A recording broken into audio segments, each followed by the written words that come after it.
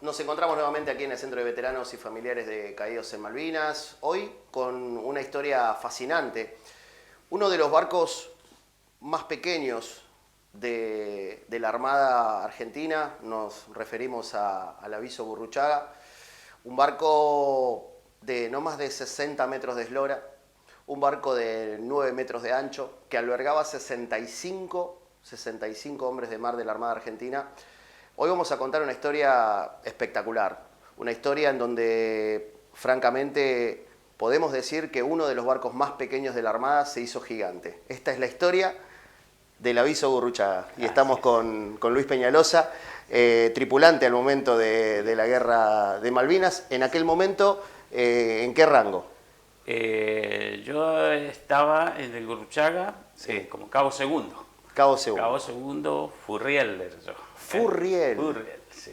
Y de repente, bueno, como para ir un poquitito más atrás, bueno, ¿cómo fue tu inicio en esto de ingresar a la Armada y demás?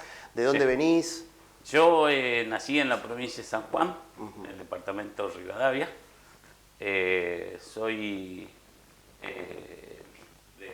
Tengo 9 hermanos. 9 hermanos. 9 hermanos, de los cuales yo soy el de la discordia, digamos. Soy no el me del digas que medio. sos el del medio, correcto. Soy el del medio. Antes de mí hay 4, después de mí hay 4 más.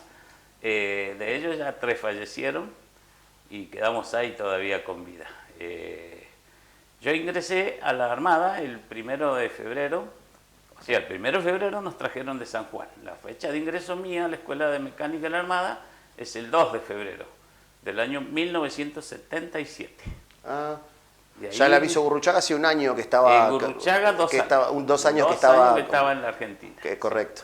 Sí. Correcto. Bueno, la preparación, todo lo que es movimientos vivos y demás de la escuela mecánica, una vez que egresás, de repente, ¿cómo es esto de Furriel? ¿Cómo es esto de la especialidad? Las especialidades en la Armada se dan por la capacidad, digamos, de cada uno. Okay. ¿No? Los test psicológicos que se llaman. Ahí salta la capacidad de cada uno. A mí, por el rendimiento mío, me había tocado el escalafón comunicaciones, pero yo no quería. Yo, antes de ingresar a la Armada, porque ya tenía un hermano mayor que es maquinista, yo ya quería ser Furriel.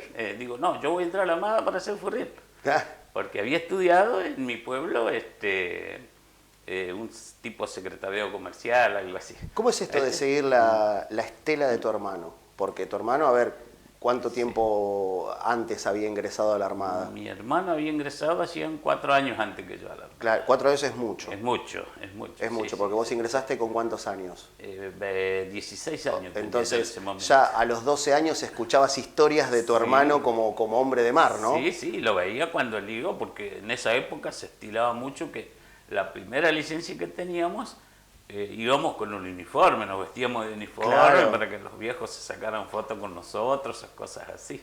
Ahí empezó tu pacto con la Armada al ver a tu hermano entrar a tu casa con el uniforme de la Armada. Para mí creo que me marcó el camino, porque digo, no, qué lindo, qué belleza el uniforme, qué sé yo. Claro. A mí me gustaría portar ese uniforme algún día. Y bueno, me empecé a entusiasmar, pero empecé a preguntar por las especialidades que habían en esa época, claro, que ahora han cambiado un montón. Y me decía, esta otra. Le digo, no, a mí no me gusta. Yo quiero trabajar con los papeles, como me gusta a mí. Claro. Y dice, bueno, tenés que elegir Furriel entonces. Bueno, y en esa época habían 2 clases de Furriel en la Armada. Uno que éramos los Furrieles navales y la otra que eran los Furrieles de Infantería Marina. Correcto. ¿Sí? Y yo me había formado al ingreso a la escuela mecánica en la fila de los infantes de Marina, ¿no? Ah. Y me dice un compañero que habíamos venido de San Juan, me dice, no, dice, los infantes te van a matar, y si te hacen bolsa, baile, qué sé yo. Entonces dice, no, venite para acá, con la marinería, me dice. Ah, bueno, si ahí quiero yo. Bueno, acá, de este otro lado, me dice. En esta otra fila. En esta otra fila. Correcto. Y bueno, y ahí me incorporé a la escuela, bueno, después del periodo de instrucción, que en esa época eran 45 días sin salir a la calle, encerrados en la escuela mecánica, baile nomás. Y después de los 45 días que terminaba el PSP, que se llama, que es el periodo selectivo preliminar. Correcto. Ahí, bueno, se asignan las especialidades. Y como te dije, a mí me tocó comunicaciones. Yo le digo, no, yo no quiero comunicaciones, yo quiero ser Furriel. Y me llevaron a la Plaza de Armas, me dieron un baile de aquello, me dijeron, no, usted va a hacer comunicación. No, yo entré a la Armada para ser Furriel y si no me voy de baja. Claro. Me dice, bueno, ya que insiste, lo vamos a cambiar. Me cambiaron a Furriel y de ahí no, continué toda mi carrera. Durante 35 años que presté servicios en la Armada como Furriel. A todo esto, ¿cuándo te avisan a vos o cuál fue tu primer pase una vez que vos egresaste? Sí, yo ese año mismo, en el 1977, el 5 de diciembre egreso como marinero primero de la Escuela Mecánica y el primer destino mío fue, mirá lo que son las paradojas de la vida, al crucero Belgrano.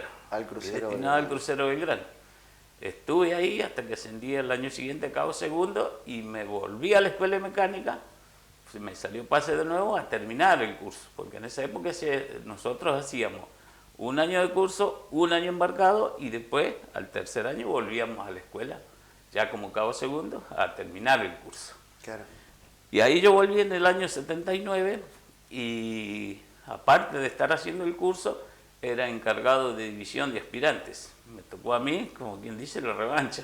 O sea que vos pasaste de MIFU Sí. a CSFU. Ya venías con otro, sí, ya venías sí, con otra impronta. En la escuela mecánica, los que hacían 3 años de curso, no les daban la jineta Claro. de cabo segundo, sino unas tiritas que eran de primer año, una rayita, después de segundo año 2 y tercero 3. Y muchos se confundían. Entonces nos veían a nosotros con 2 tiritas, no, porque era el segundo año del curso nuestro. Claro. Entonces los de tercer año nos querían bailar. Yo, no, espere, usted es aspirante todavía. Claro. Yo soy cabo segundo, ¿cómo me va a bailar? Claro, tal cual. Y eran, vamos a decir, como decimos nosotros, camadas nuestras, porque nosotros, si bien estábamos haciendo el segundo año, ya teníamos 3 años en la Armada, igual que ellos. Claro. Entonces, bueno, ahí los frenábamos y decíamos, espere, usted a mí no me puede bailar. Por más que seamos del mismo año, yo soy cabo segundo, usted es aspirante. Claro, tal cual. Estaba ese problema. Y el pase al Gurruchaga. Bueno, yo después de ahí, de que terminé el curso, en diciembre del año 79, me sale pase al aviso Gurruchaga porque en esa época uno podía pedir el destino donde quería ir. Ahora, qué cambio, ¿no? Porque uno totalmente foráneo al mar, siendo de San Juan, Sí, básicamente de oeste a este cruzaste el país para tu carrera militar, siguiendo la estela de tu hermano. sí, Es una historia muy linda, ya de entrada. sí. Caíste en el crucero Belgrano, paradójicamente, en uno de los barcos, si no me equivoco, más grandes de la flota en ese momento, junto con el sí. Poma. Los 2 eran los más grandes. Claro, eran barcos que eran gigantescos, Gigantes. que quizás en ese año no llegaste quizás a conocer a toda la tripulación. No, para nada. Y de repente de ahí Mm. vas a uno de los barcos más pequeños que tenía Más la pequeño. flota, ¿no? Sí. Imagínate, el aviso Gurruchaga tenía, ¿verdad que he anotado los datos? Porque Sí. la memoria mía ya no es como antes. Mira, tenía una eslora de 62 metros. 62 metros, sí. ¿Sí? Que es el largo del barco.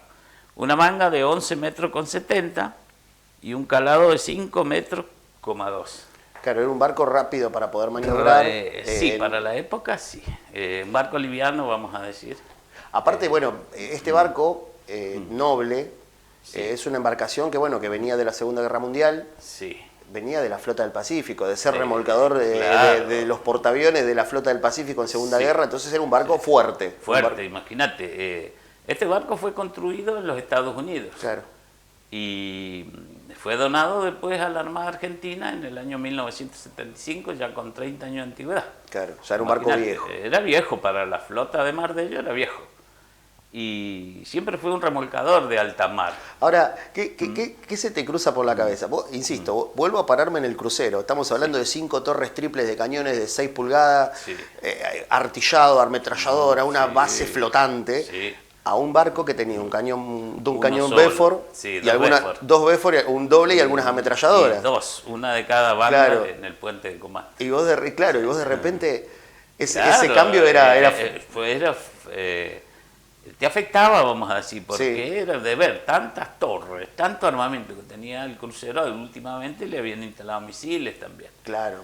Y de Uno, uno como marino sentía un poco más de Claro, seguridad arriba de ese barco, sí, ¿no? sí. Después, y pasar a este tan chiquito y sin nada de armamento. Claro. En tu pase navegaste en sí. el crucero. Sí, navegué desde el mismo diciembre del 77 hasta marzo del 79. En una de esas navegaciones estuvimos en el conflicto con Chile, Claro. en el año 78. Y entonces, bueno, era un barco que... a ver, el océano Atlántico Sur mueve cualquier Mueve, cosa. sí, sí, Pero sí. bueno, no es lo mismo un baile en alta mar Ah, por en el supuesto. crucero Belgrano que en el aviso Gurruchaga, ¿no? Porque vos sentías en el crucero Belgrano, al ser un barco tan largo, tan pesado, cuando empezaba a cabecear, vamos a decir, el barco, se empezaba a elevar despacito, suavecito. Claro. Llegaba allá y después caía. En cambio en este, vos pum, pum, pum. Era andar a los saltos No se podía estar parado en ese barco. Es entre 60 y 65 personas. La dotación la dotación. nuestra en ese año éramos 60... Espera que lo anoté por acá. Todo 72. anotado. 72. 72. Al momento más del conflicto. Del conflicto. Más 10 que habían embarcado en comisión en Ushuaia, de la base naval Ushuaia. Claro. Que entre eso embarcamos 5 buzos, 2 maquinistas, un electricista y 2 conscriptos. Que uno de ellos era el médico. Un conscripto era el médico. Claro, en cuanto al escalafón, a ver, aquellos que tenemos cierto contacto, estamos en la ciudad de Punta Alta, le contamos a la gente que lo ve por YouTube, la ciudad de Punta Alta es ciudad hija de la base naval Puerto Belgrano, el mayor asentamiento de la Armada Argentina. Sí. Conocemos que, bueno, que por ejemplo, los comunicaciones están en la torre, los artilleros están con las armas, los maquinistas están justamente Con abajo las con las máquinas, máquinas. Y demás. sí. ¿Qué hace un furriel arriba de un barco? Y encima, arriba de un aviso. Arriba de un aviso. El furriel, yo justo había quedado ese año como único furriel de a bordo. Así que todas las funciones administrativas, de víveres, equipo, las tenía que hacer yo. No me daba el tiempo, las 24 horas del día para mí no me alcanzaban. Claro, por encima hay que tener en cuenta que el aviso era un barco que, bueno, que servía justamente para reaprovisionamiento de otros barcos. Y básicamente era el pibe de los mandados de la flota, ¿no? Sí. Entonces, bueno, para ese año embarcó un cabo primero de Buenos Aires, del edificio Libertad venía, embarcó en el Gurruchaga y se hizo cargo de víveres y equipo él. Claro. De lo que se llama maestro de víveres. Es el que distribuye los víveres para todo el barco. Y lo mismo que el equipo. Y yo quedé solamente con el letal. Pero en navegación había días que no se podía trabajar, no se movía tanto el barco, cabeceaba, rolaba, y te descomponía, te mataba eso. Entonces, derechito a la cama, porque no podías estar en pie, te tiraba el barco. Entonces, los días que sí se podía trabajar, aprovechábamos, con mi jefe trabajábamos los dos a la par ahí, tecleando, porque no había computadora en esa época, era máquina de escribir. Máquina de escribir. Las Remington y las Olivetti, famosas esas. Bueno, y cuando llegábamos a puerto, tocábamos algún puerto, había que desembarcar toda la correspondencia que habíamos elaborado, que habíamos confeccionado, para que vaya a los distintos destinos donde tenía que ir. Llámese Edificio Libertad, otros destinos de la Armada, y a la vez recibir la correspondencia que nos venía, que siempre era más la que venía que la que salía. Claro. Entonces teníamos que trabajar los dos a la par. Para colmo, yo al tener tan baja jerarquía no podía trabajar con documentación clasificada, que se llama. Claro. Que esa es la correspondencia confidencial para arriba. Confidencial, secreto, estrictamente secreto y confidencial, eso lo manejaba el jefe. Y yo manejaba de la documentación que era reservada y pública nada más. Hasta ahí llegaba mi autorización para manejar. O sea, básicamente vos tenías una especie de, bueno, de oficina, ¿cómo se dice? Sí. Camarote, algo de eso, Detal. el detal del barco. El detal de la unidad. Básicamente era levantarte a la mañana, desayunar, ir al detal, hacer los trabajos administrativos y... Sí, y de ahí salías nada más que para almorzar y volver y a seguir trabajando hasta la noche. ¿Cuál era el asiento del apostadero, correcto, del aviso de del aviso Gurruchaga. Acá en Puerto Belgrano. Acá en Puerto Belgrano. Sí, Okay. Pertenecíamos en esa época a lo que se llamaba Escuadrilla de Apoyo y Sostén, que después se cambió el nombre, se las unió a todas las escuadrillas y se formó lo que ahora se llama el COAL, el Comando de Adiestramiento de la Armada. Correcto. El COAL. Bueno, pero era un buque que tenía mucha navegación al sur, ¿no? Si había algo que conocía el aviso Gurruchaga justamente, y años después de la guerra también, eran las aguas del Atlántico Sur, ¿no? Nosotros hacíamos campaña antártica. En los veranos nos íbamos en diciembre y volvíamos en marzo. Ya cuando empezaba a cambiar el clima en la Antártida, empezaba a nevar, a formarse más témpanos, a moverse los témpanos, teníamos que salir huyendo para el continente, porque si no, no podíamos salir. Además, un témpano, por más pequeño que sea, nos hacía un rumbo que se llama, un hueco, para que entiendan, un hueco terrible, un témpano. Entonces, había que salir urgente. Todas esas navegaciones, ¿no? Y el aviso se termina transformando, obviamente con la tripulación, ¿no? Pero uno habla del aviso como la casa, o seguramente uno le da hasta una entidad, una vida propia, al buque, ¿no? Termina siendo un viejo lobo de los mares del sur, ¿no? Eran avesados justamente en los mares del sur, ¿no? Nosotros tenemos un dicho que dice que el hombre de mar no nace, se hace. Claro. Y ahí en un barco de eso, ahí se hace el marino, el verdadero marino se hace ahí. Ahí se ve quién tiene el temple para seguir en la armada y quién no. Claro. Quién se adapta y quién no se adapta. Porque se sufre muy mucho a bordo de esos barcos tan chiquitos. Y en ese momento, bueno, llega el conflicto. Sí. Ahora voy al hombre, no al militar, sino al que está dentro de... ¿Cuándo te enterás? ¿Cómo te enterás? ¿Y de qué manera te enterás? Primero la noticia del 2 de abril. ¿Dónde estaban? Bueno, nosotros ese año estábamos en la base naval Ushuaia, en el puerto de Ushuaia. Hablando de los mares del sur. Sí, porque habíamos ido a hacer estadía, que se llama, por 3 meses en Ushuaia, donde participábamos en diferentes eventos, que uno de ellos era el apoyo a una regata que se hacía en esa época, que salía de Sydney, Australia, y finalizaba en Brasil. Entonces eran veleritos. ¿Que venían por el este o que iban antihorario, venían por el Pacífico? Venían antihorario, por el Pacífico hasta Río de Janeiro. Correcto. Hasta ahí terminaba la regata esa. Y siempre alguno se perdía o se desviaba y teníamos que salir nosotros, los del aviso, a buscarlo, a rescatarlo. Este fue el caso que ahí justamente ese año nos tocó estar ahí en Ushuaia cumpliendo esa misión y nos relevaban cada 3 meses otro aviso, que en este caso le tocaba el aviso Irigoyen, que estaba en Mar del Plata, que es gemelo al Gurruchaga. Claro. Son idénticos, los dos son iguales. Sí, sí. Y el Irigoyen justo tuvo problemas de máquina ese año y nos tuvimos que quedar nosotros un mes más. Y ahí nos enganchó justo el conflicto de las Islas Malvinas. El día 2 de abril nosotros estábamos amarrados en el puerto y me acuerdo que ese día había nevado muchísimo, ya en abril.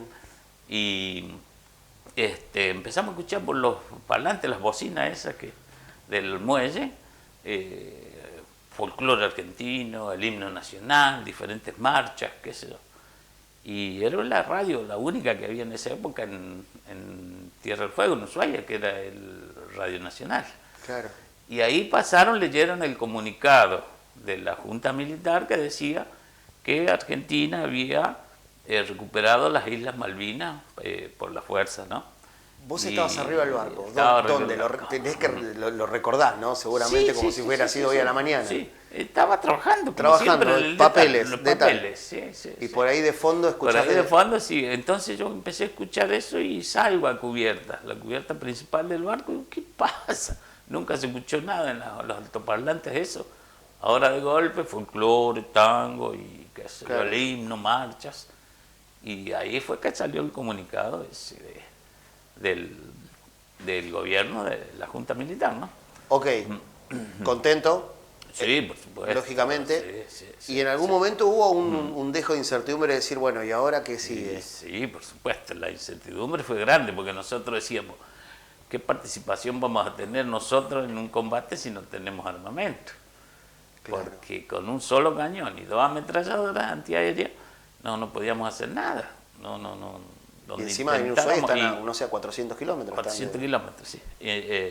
Y encima el cañón ese era mecánico, a mano todo. Entonces te imaginas, Acá tenemos una lámina una lámina. que vamos a mostrar. Ahí se ve uno de los Ahí cañones. ese es el cañón, sí. Ese es el cañoncito. Las ametralladoras no se ven aquí en esa foto. Pero tenía una por acá y la otra, Y la otra del otro lado. Sí, se ve que ya se la habían sacado ya. Sí, al momento de la foto sí, pero bueno. Sí. Y de repente, bueno, alistarse, ¿no? A alistarse, prepararse, y bueno, ahí se nos dan las directivas, qué es lo que podemos hacer, qué no podemos hacer, obedecer sobre todo, porque el que no obedecía se lo tomaba como un motín, que se llama, Claro, y por estar en guerra correspondía fusilamiento. claro. Entonces nadie quería hacer nada, nos portábamos todo bien, obedecíamos las órdenes que teníamos que cumplir. Bueno, y de ahí ese día, el 2 de abril, nos cargamos víveres, todo, combustible, y nos Más de lo mandaron, normal, más ¿no? de lo normal, Vos que sí. tenías... Sí, más de lo normal. Pues siempre embarcábamos víveres, combustible para 5 días, ponerle Claro. 10 a lo sumo. Esta vez no, embarcamos para un mes. Entonces dijimos, no, acá nos van a mandar a nosotros también para allá, algo va a pasar acá. Pero nos destinaron, nos enviaron a la isla de los Estados, a Puerto Parry, que se llama. Ahí tuvimos que quedar, hay un lanchón ahí en la bahía, que adentro estaba llena de armamento, estaba munición de combate. Una de las lanchas rápidas. No, ¿No? era un Era un lanchón. lanchón. Un lanchón sin que- nada, sí, no tenía nada. Y Claro. ni motores, eso, no tenía nada. Eso Claro. se lo llevaba a remolque. Ahí se lo Claro. llevó y se lo ancló ahí para que no se mueva. Y bueno, ahí nos quedamos hasta el día 2 de mayo, que fue el día que nos dijeron que debíamos zarpar urgente a remolcar el crucero Belgrano, porque nos dijeron que se habían quedado sin máquinas, al garete que se habla en el oficio Correcto. marinero, ¿no? Que lo teníamos que ir a remolcar. O sea, nunca se enteraron Nunca hasta nos ese momento enteramos, que sí, estaban... que estaba Que había, bueno, estaba herido sí, el crucero Belgrano. Bueno, cuando llegamos a los puntos cardinales que nos dijeron, no estaba el crucero Belgrano. Y no, que comunicado para acá, para allá, que no está, y bueno, se nos ordena navegar en círculo, que en algún momento lo íbamos a encontrar. En ese círculo teníamos que ir agrandando cada vez más, y estábamos ahí, cerquita de las islas ya nosotros. Y cuando a la noche ya estaba oscureciendo, del día 2, el día 3, el 5 de mayo, ahí enganchamos recién la primera balsa. O sea que ustedes estaban en una misión de ir a remolcar al crucero. Busquemos al crucero. Y ustedes, los 70 personas que estaban ahí, Sí, al menos desde tu punto, ¿no? Desde tu visión, sí. lo único que estaban haciendo era buscar un crucero Sí, que lamentablemente que ya no estaba. Ya no estaba, ya había sido hundido. Y bueno, y nosotros ahí en ese momento, todos los que éramos cabo segundo, como yo, cumplíamos menos los del personal de servicio, los cocineros, los camareros, cubríamos guardia en el puente de comando como timoneles. Ajá. Todos teníamos que saber timonear el barco. Qué bueno eso, ¿no? O sea, sí. lo que es tener una reducida, Sí. ¿no? Como que todos tenían que saber un poco de todos Un poco de los... todo, sí. Y bueno, ahí fue que en el momento que yo estaba de timonel, me acuerdo, y estaba acompañado de un camada mío, el gringo Capay, porque como él era el timonel de maniobra, era el que mejor timoneaba el barco, Ah, claro, él estaba ayudándome en la guardia, porque claro. aparte de cumplir la función de timonear, uno tenía que observar, a ver si encontrábamos algo, junto con los señaleros del barco. Pasaban las horas, ¿no? A ver, Sí. ustedes van de las Islas de los Estados, ok, vamos a buscar al crucero para remolcarlo, para traerlo, una tarea para esa embarcación era rutinaria, Sí. la de remolcar en alta mar. Sí, sí, sí, sí. Ustedes estaban entrenados, preparados para eso, para aguantar las eso. olas y demás. Sí. Cuando corrían las horas, Sí. se iba disipando esa niebla de la duda o empezaba a entrar la duda de no los habrán hundido. Que sí, cada vez más se hacía más fuerte. Pero La nadie idea decía esa, nadie decía nada, por supuesto, no podíamos y a vos, decir pero a eso. vos en lo interior, Íntimamente ¿cuándo yo- empezaste a pensar íntimamente que bueno que no iban a encontrar Yo, el crucero? desde el mismo momento que nos dicen que lo fuéramos a remolcar, yo era bicho en esa época, me acuerdo. ¿Está bien? Yo digo, no, lo hundieron, dije yo. Lo primero que pensé, muchos me decían, no, no digas eso. Lo Y segundo que sí. pensaste atrás de eso. Y ¿Qué bueno, lo pensaste? segundo, Digo, pensaste porque uno, a ver, se da a sí mismo una mala noticia de esas Sí, características, sí, sí. y lo primero que uno piensa es en los camadas que estaban en el barco, en los compañeros, en Sí. que me pueden pegar a mí. pueden pegar a mí. ¿Qué fue lo primero? ¿Recordás en qué orden fue más o menos Eh, ese tipo de Bueno, sensaciones? la primera sensación mía fue esa, de que lo habían hundido. Y la segunda, yo tenía un amigo, muy íntimo, amigo mío, de San Juanino también, que era del Escalafón Comunicaciones, que él vivía acá en la calle Murature y Pellegrini. Ahí había una serie de departamentos ahí, y él vivía ahí y tenía una nena de 3 meses cuando se embarcó en el crucero Belgrano. Del Guruchaga pasó al crucero Belgrano. Y la primera sensación, vamos a decir, mía fue querer encontrarlo a él, a verlo porque éramos íntimos, éramos 4 amigos íntimos que íbamos siempre a la casa de él. A todo esto, ya que entraste en el tema familia, en ese momento, tu familia, digo, tenías a un hermano, 2 hermanos. dos hermanos, Dos hermanos. tenías afectados al conflicto Sí, también. sí. El mayor de mis hermanos estaba embarcado en el destructor Pi, que los otros días justamente se hizo una ceremonia acá. Y el otro estaba embarcado en el aviso también, de Somellera. Claro. Ahí estaba mi otro hermano. Mi hermano mayor es el Escalafón Máquinas, después vengo yo como Furriel, y el tercero de mis hermanos, que es más grande que yo, es señalero. Ya había una estela de, ¿no? Sí. Increíblemente se encuentran 3 hermanos, 3 hermanos en la sobre, batalla. en el mismo conflicto Sí, y encima la misma fuerza, porque vos La por ahí misma decís, fuerza. uno podía ser infante, el otro, Claro. y no, y de repente No, los no, 3 en navegación. Los 3 en navegación Y vos tenías familia propia, digo, alguna novia, algún hijo, ya algo de eso. No, nada. yo era soltero, en ese Soltero. momento tenía 21 años. Tenía Claro. mi noviecita, sí, pero Lógico, en San Juan. en San Juan. En San Juan estaba. Está muy bien. Así está muy que bien. no. Así que lo primero que se te cruzó por la cabeza, después de darte a vos mismo una noticia mala o Sí, un pensamiento, malo. fue acordarte de tu amigo. De mi amigo, sí, porque éramos muy unidos. Un muchacho muy sencillo, Waldo Moreno se llama. Que él, cuando la señora se entera de que había fallecido en el barco, se fue de Punta Alta y no la encontramos más. Se fue con la nena y no supimos más, no tuvimos más noticias de ella. Yo la busqué muchísimos años allá en San Juan. Cada vez que iba preguntaba por la zona que sabía donde ella había nacido, donde vivió, qué sé yo, donde nació Waldo, todo eso. Y nadie me sabía dar información. Cuando se cumplieron los 40 años de la Guerra Malvinas, San Juan nos entregó una medalla grandota,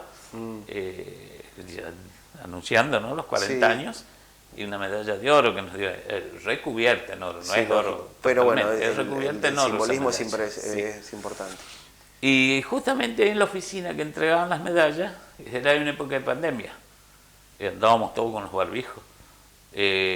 Justo un señor que trabajaba ahí en la oficina esa, que era de reempadronamiento, me acuerdo, de los veteranos de guerra sanjuaninos. Me dice, bueno, lo tengo que reempadronar, jefe. Dice, ¿me da sus datos? Sí, sí, le paso todos mis datos. Me dice, ¿dónde estuvo en el conflicto? En el aviso de Gurruchaga. Y una chica que estaba acá del otro lado abrió los ojos grandes. ¿No? Y me dice, ¿usted estuvo en el Gurruchaga? Sí, le digo. ¿Estuvo con usted Waldo Moreno? Sí, le digo, pero él se desembarcó ese año, en el 82, se embarcó en el crucero Belgrano, le digo, pero no sobrevivió, le digo. Y dice, ¿la conoce a la chica? No, no tengo el gusto, le digo. No. Me dice, ella es Anaí, la hija de Waldo Moreno. La hija. Después de 40 años, la encontré ahí trabajando justamente en la oficina de los veteranos de guerra de San Juan. ¡Qué maravilla! Qué No historia. tuve una buena experiencia porque es muy fría la chica, no se dio a conocer, apenas un pequeño saludo y listo, no preguntó nada del padre, qué sé yo, nada. Bueno, también hay que tener en cuenta que bueno, que no pudo vivir nada, y Claro, a eso hay que sumarle el entorno en el que creció, pero bueno, fue igualmente una experiencia reconfortante para tu corazón, el hecho de haberte reencontrado al menos con la hija. Volviendo a ese momento, el círculo se agrandaba, el crucero no aparecía. Y entonces... Bueno, ahí seguimos, se nos ordenó seguir buscando todo el día, toda la noche con reflectores. Pasó ese día que llegamos al punto ese, al otro día a la mañana, nada, y ya a la tarde del segundo día, el tercer día de búsqueda, apareció una balsa, que eran del típico color naranja, las balsas de supervivencia. Entonces cuando la vimos estaba muy lejos. Nos empezamos a acercar y sí, era una balsa del crucero Belgrano. Ahora, ¿no? A toda máquina, un barco de esas características en aguas del Atlántico Sur, rumbo a una balsa, es querer llegar ya, y el barco parecía que no avanzaba nunca, ¿no? avanzaba, imagínate, la velocidad máxima del barco eran 16 nudos. Claro. Muy lento para hacer una navegación rápida. Y había un temporal terrible ese día, unas olas eran de 4 o 5 metros de altura, nos tapaba el puente de comando del barco. Y la desesperación de no perder de vista la balsa, porque era a vista de hombre, ¿no? Sí, porque en un momento vos la tenías ahí, allá arriba, y después de golpe desaparecía por las olas. Entonces, bueno, cuando pudimos acercarnos a rescatarla, los rescatábamos con la mano nada más, agachándonos, enganchándonos de los pies en la borda del barco, y con la mano lo sacábamos porque no estábamos preparados para un rescate. Nosotros estábamos preparados para una maniobra de remolque en el mar, nada más. No teníamos forma de cómo sacar a la gente. Así que con la mano algunos de los pelos los agarramos cuando se iba hundiendo la balsa y lo subíamos a bordo, que incluso por esas maniobras se golpeaban mucho contra el casco del barco, pero yo no sentía nada, venían congelados, muertos de frío, de hambre. Muchos venían muy quemados, algunos con extremidades expuestas. Sí, realmente fue un momento muy feo, muy feo. Y bueno, así... a ver, si había una... Había más. Habían más. Sí, había que salir a buscar esas otras balsas. Bueno, después empezaron a aparecer de a 3, de a 5, porque las balsas tienen un sistema que unos cabos que se llaman, unas cuerdas, que se las puede unir, atar una a la otra para que no se desprenda una, que se vaya, la lleve para un lugar el oleaje, y a las otras para otro, y así. Entonces se iban encadenando y aparecían de 4 y de 5 juntas. Después, para el otro lado, habían... Sí, cuentan la historia de algunos sobrevivientes del crucero que tuvieron que... Esa maniobra de atarlas, tuvieron que desatarlas. Sí. Pero por cuestiones que tenían que ver que por ahí si se daba vuelta una, podía dar vuelta a todas. Claro, daba vuelta a las otras, porque No, era muy fuerte el temporal. En ese momento teníamos mar 5, que se llama, que es una de las máximas categorías de temporal. Viento, lluvia y mucho frío. Así que, y nosotros como te decía, no estábamos preparados para eso, ni siquiera ropa adecuada teníamos para trabajar en cubierta. Claro. Nosotros estábamos de estadía en Ushuaia, teníamos un uniforme verde, me acuerdo que era por dentro de una tela, matelaceae, que se llama. Eran gruesos. Un gabán. Un gabán. Y un pantalón verde, igual un verde aceituna. Pero eso era de algodón. Claro. Y las olas nos bajaban, nos empapaban. Nosotros nos llevaba y nos traía el agua por cubiertas y pasaba del puente Comando y la ola nos arrastraba. Andábamos loroñazo como gato ahí para sostener. Y bueno, de repente, bueno, aparece una balsa, empiezan a subir los sobrevivientes, independientemente en el estado en el que esté, para no entrar en detalles, pero digo, la tripulación del Gurruchaga ya en una, insisto, desesperación y carrera contra el tiempo, carrera ¿no? contra el tiempo, sí, por supuesto, porque algunas se venían hundiendo ya, algunas balsas, y venían repletas de gente. Y había que sacar la gente lo más rápido posible. Como así habían algunas que venían vacías. Venían con uno, ponele, dos, o a veces ninguna. Claro. Y a otras que venían pinchadas ya semi-sumergidas. Con mucha gente. Con mucha gente, sí. Bueno, y esa maniobra estuvimos haciéndola todo ese día. Rescatamos nosotros del agua 365 sobrevivientes del crucero Belgrano. 19 balsas rescatamos nosotros, en total 365 sobrevivientes. Estamos hablando de un barco de 60, un poquito más de 60 metros, por un poquitito más de 10 de ancho. Que con su tripulación, a ver, una tripulación de 60 hombres más 15, me dijiste que eran 75. 10, éramos 72 de la dotación, contando oficiales y suboficiales. Y 300 y 10 arriba. De comisión. Nos andábamos prácticamente estorbando en el barco, éramos muchos, porque ese barco estaba diseñado para una dotación de 60 hombres. Y nosotros éramos 85 ya. La orden era rescatar hasta el último que encuentren. Hasta el último sobreviviente. Hasta el último que encuentren. Porque, a ver, independientemente de la cantidad de gente que podía entrar, ya llega un momento en el que no había lugar. No entraban más. No teníamos más capacidad. Pero no tuvieron la situación de decirles, muchachos, esperen. No. Arriba. No, arriba, no se podía. No, porque abandonar a un compañero en esa situación era tener serios problemas en la Armada.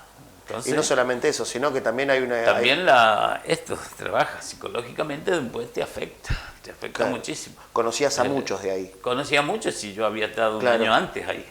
Un año antes había estado en el crucero, lo conocía prácticamente a todos. Y bueno, nosotros seguimos hasta el último momento, cuando ya no tuvimos más capacidad, porque en las camas nuestras, los hollados donde dormíamos, en los camarotes de los oficiales, por cama metíamos hasta 4 personas. Porque no había lugar para meter tanta gente a bordo. Después ya empezamos a poner en el piso, en los pasillos del barco, a poner gente, uno a la par del otro, vos para allá, vos para acá, vos mirás para acá, que sea. Y después en un huequito donde encontramos un lugarcito, pues me acuerdo, yo lo que más patente tengo es de la repostería que teníamos nosotros, donde ahí se guardaban los platos, los cubiertos, todo. Ahí era chiquitito. Y ahí los poníamos paraditos.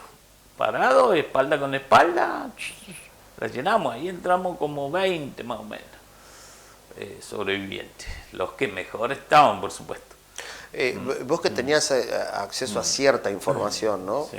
¿Recordás más o menos, no digo en kilómetros, pero sino quizás en horas de navegación o días de navegación? ¿A qué distancia estaban de tierra? Porque las balsas, el mar los fue llevando hacia el sur, hacia el sudeste. Sí. Digo, en un momento, a ver, en el frenesí de rescatar gente, pararse y decir, pará, ok, ¿dónde estamos? ¿Dónde estamos? Nosotros estábamos ya llegando a la Antártida, estábamos cerca de la Antártida, porque abríamos tanto el círculo buscando balsas que el avión que sobrevolaba, un Neptune, nos informaba. Tal punto Claro, hay una vaya. balsa, tal punto hay dos, así que hasta allá íbamos, la rescatábamos y volvíamos. Nosotros demoramos casi 3 días en volver al puerto de Ushuaia. 3 días con 300 y pico 365 de sobrevivientes. ¿Te imaginas? Ellos estaban dentro de todo bien, porque el barco estaba abrigadito, la calefacción, qué sé yo, y estaban todos con ropa seca. Nosotros no. Nosotros tuvimos 5 días mojados con la misma ropa.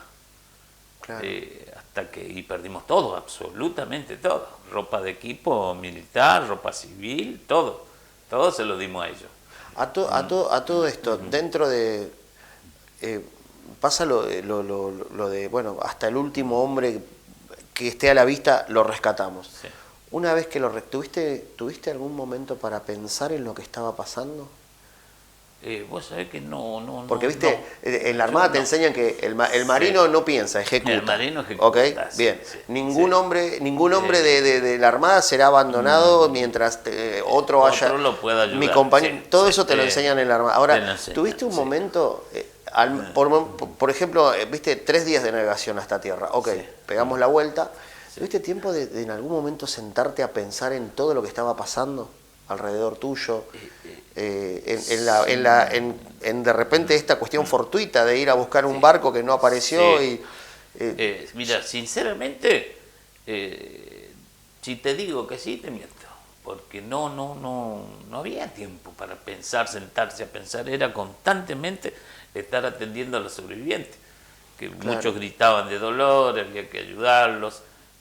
Teníamos un solo enfermero a bordo y un médico, que era conscripto, que estaba haciendo el servicio militar obligatorio. Y muy jovencito el muchacho. Y no daban abasto, ellos tampoco, atendiendo toda la cantidad de heridos que teníamos. Y entonces corríamos nosotros, les traíamos chocolate caliente, mate cocido, lo que ellos quisieran, y después a darles de comer en la boca, porque estaban congelados esos muchachos, hasta que lograron reponerse. Abnegación absoluta a uno mismo y entrega sí, total al entrega compañero. Total. No había, porque las órdenes que teníamos eran de cumplir y atender a los sobrevivientes. No podíamos hacer otra cosa, porque si la autoridad máxima del barco en ese momento era el segundo comandante. El comandante estaba en su camarote y atendía los temas con el mando general, vamos Correcto. a decir. Y el segundo se encargaba de todos nosotros, de dar las órdenes, de que cumplamos, y nos tenía cortito. ¿Te acordás de alguna charla, de algún cruce de palabras con algún sobreviviente? ¿Viste, en un momento en que vas a hacerle una atención, no sé, darle un mate cocido o algo? ¿Te acordás de haber tenido alguna conversación con el sobreviviente ahí en ese momento? Sí, pero vamos a decir, de discusión, no, para nada. No, para pero nada. digo de charlar de lo que charlar, les pasó sí, por y supuesto, sí, mucho. demás. Muchos me ¿Te contaban acordás de esas dónde charlas? estaban en ese momento, cómo hicieron para escapar, porque al quedar sin máquinas el crucero se cortó la luz, Claro. quedó totalmente oscuro, ese monstruo tan grande, una oscuridad total. Y escapaban por donde más o menos tenían idea yo de dónde podían llegar a salir a cubierta. Claro. Y muchos por no conocer el barco, que eran nuevos, murieron ahí ahogados, Claro. y encima se prendió fuego. Sí, había Fuego el crucero. Sigo hallando con un poco de tos. Está bien. Y bueno, sí, charlábamos, me contaban mucho, porque tenía muchos compañeros míos, amigotes míos, que yo los veía y me ponía a charlar con ellos, sí, me contaban, no, yo hice esto, yo salí por acá, por allá. Claro. Sí, teníamos momentos de charla, pero no podíamos mucho porque si no... Sí, igual más que nada, tu labor también, además de prestarse, bueno, tu labor y la de todos los tripulantes del aviso, ¿no? Sí. Era también un poco de contención. De condición, ¿no? sobre todo. Además, Sí, del abrigo, de la ropa, de la Sí. curita, de tratar de ayudarlo con las curaciones, alguno que esté herido y demás. Sí. Sí. Era más contenerlos, ¿no? Más contenerlos. Y sobre todo la orden que teníamos era no decirles en qué estado se encontraban. Claro. Porque habían muchos que estaban muy quemados, otros con Sí. extremidades Sí, expuestas, tenían heridas y complicadas. no teníamos que decirle, porque si no se descompensaban y se iban, ¿no? Se podían Claro, sí, llegar sí, a ir. sí, sí. Entonces no había que decirle nada de eso. Y bueno, así lo hacíamos. Me acuerdo que un solo muchacho, que era, me parece que era conscripto, cuando lo sacamos del agua, lo veníamos trayendo de popa hacia proa, hacia el centro donde estaba el comedor. Ahí era donde metíamos a todos arriba de las mesas, Sí. ya después que no había más lugar. Y en el pasillo el muchacho se vio rescatado, se vio a bordo y se sentó en la camilla, miró así y ¡pah! Se desmayó y pasó para el otro lado, se murió. Pasó la eternidad.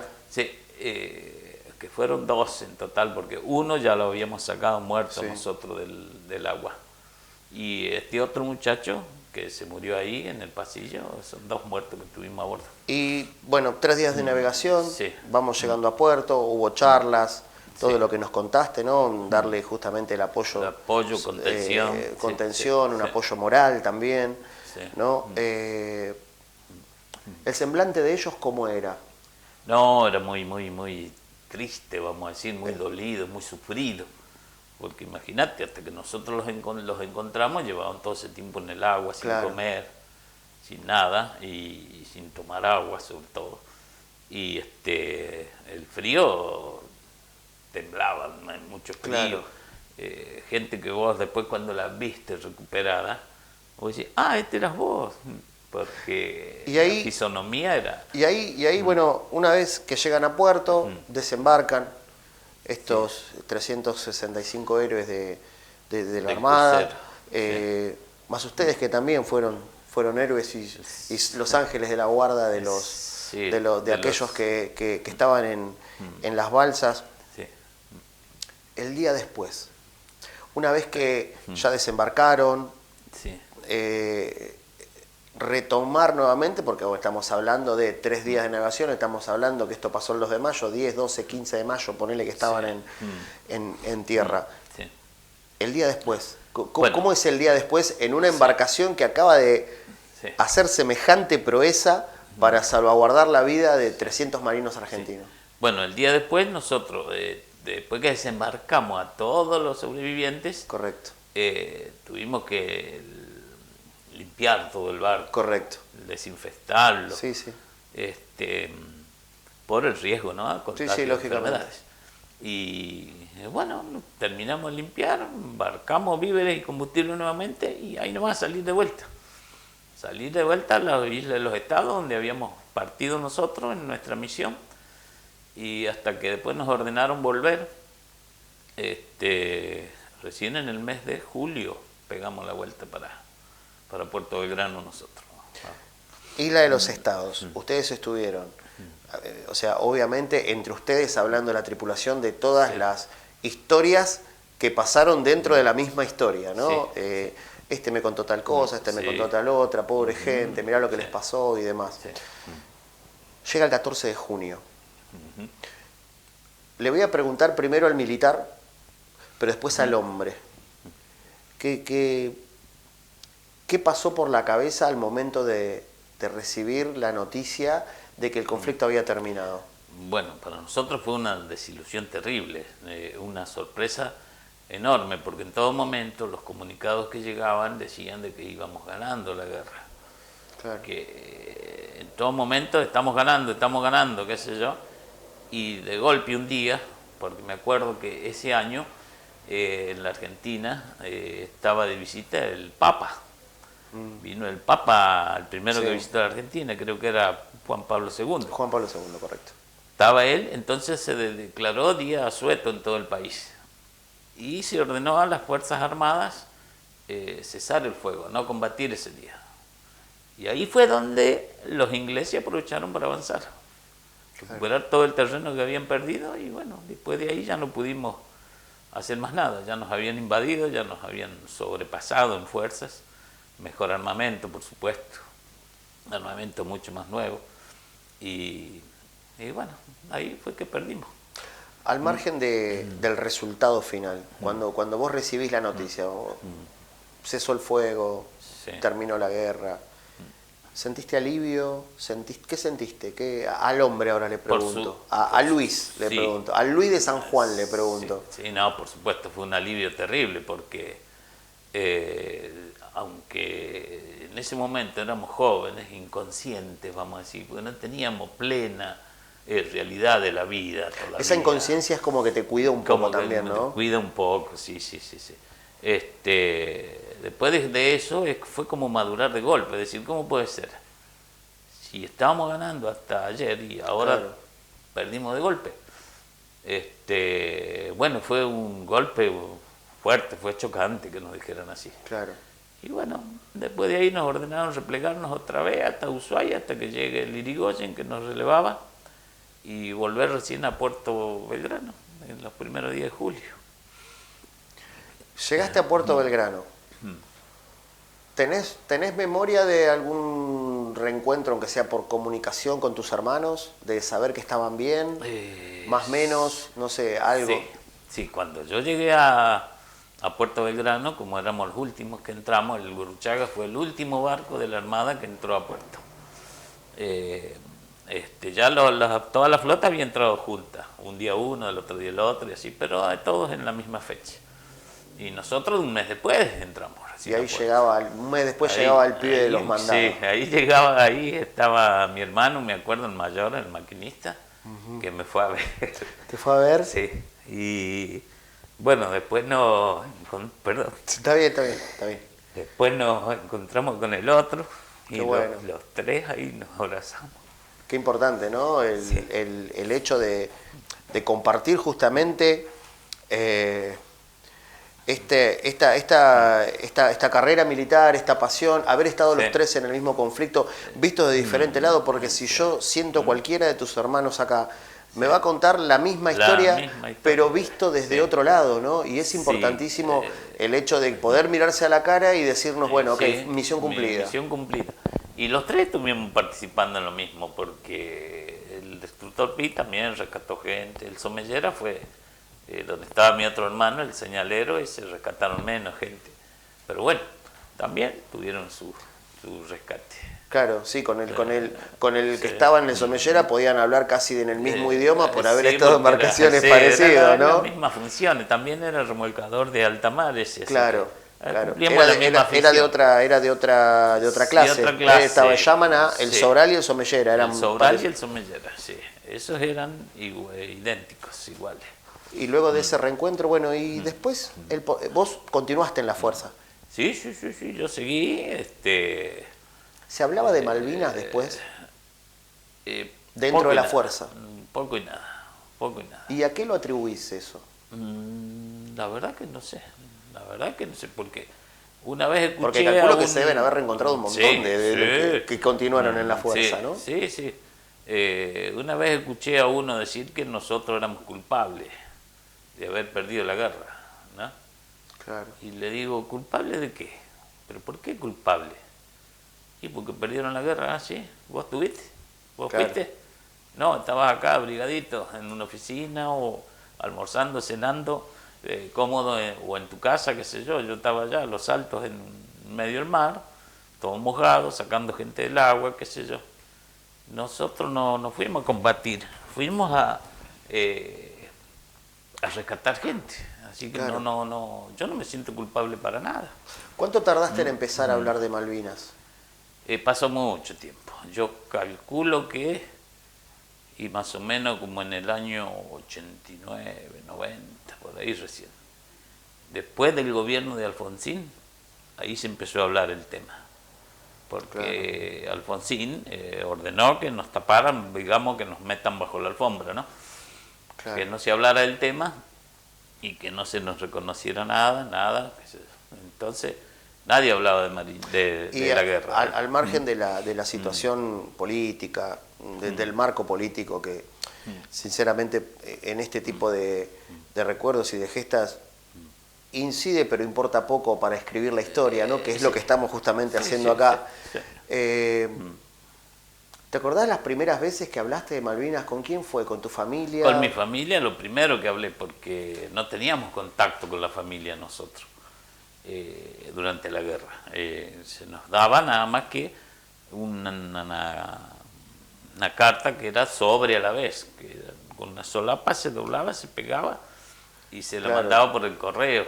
No teníamos otro medio, no habían celulares, nada por el estilo en esa época. Y era de 3 rengloncitos nada más, que ahí teníamos que ponerle que nos encontrábamos bien, para el colmo nos daban la directiva, ustedes tienen que poner esto y esto, no vayan a poner esto otro, porque no se la mando, la rompían y la... ¿viste? Bueno. Y por en esas 3 líneas les contábamos más o menos lo que estábamos haciendo, dónde andábamos y nada más, que nos encontrábamos bien. Y ya después de que pasaron los años, bueno, cuando empezaste a hablar del tema más abiertamente, bueno, de repente empezaste a encontrarte con veteranos también y demás, ¿no? Sí, por supuesto.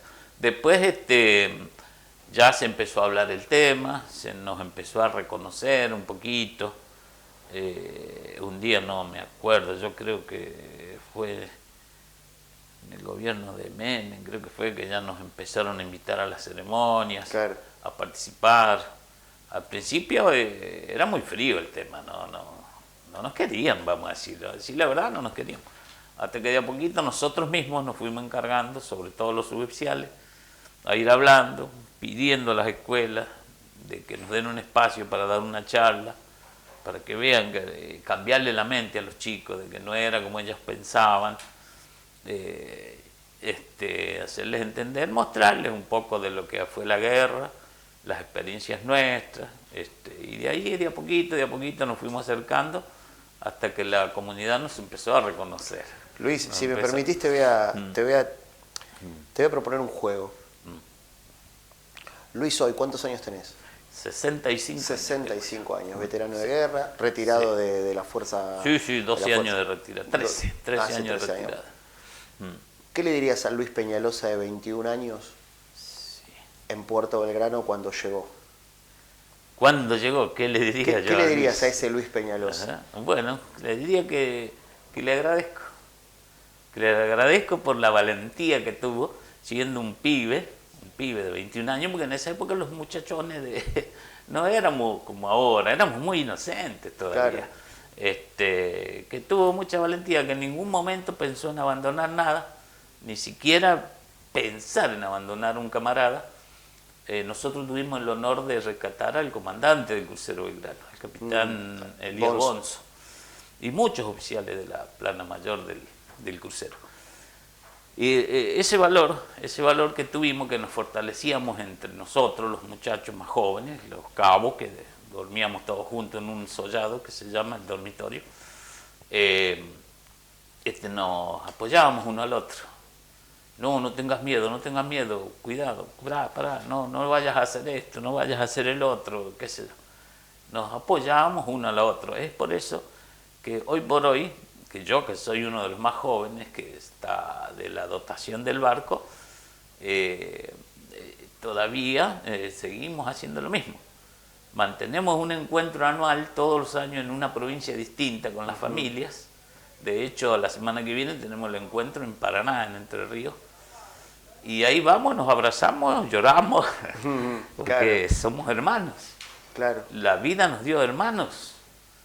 Si bien no son hermanos de sangre, somos hermanos de la vida y nos queremos, nos adoramos. Entonces podemos decir que el Luis Peñalosa de hoy que tengo sentado delante mío, si lo tuviera enfrente al Luis Peñalosa de 21 años, sentiría orgullo.